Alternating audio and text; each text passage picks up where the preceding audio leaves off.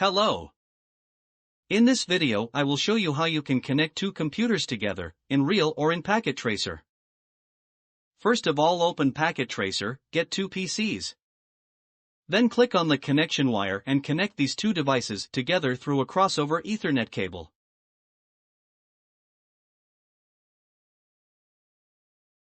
Now, assign IP address and subnet mask to both devices.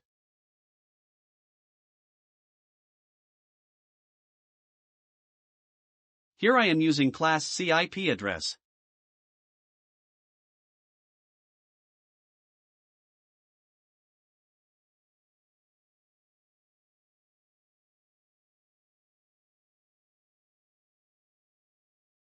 Once you've done that, it's time to check the connectivity of both devices. To do that, open CMD in your computer and give these commands. Ping an IP address of the device you need to check connectivity with. If you get TTL with a time, then it's mean you are connected properly. Thank you for watching.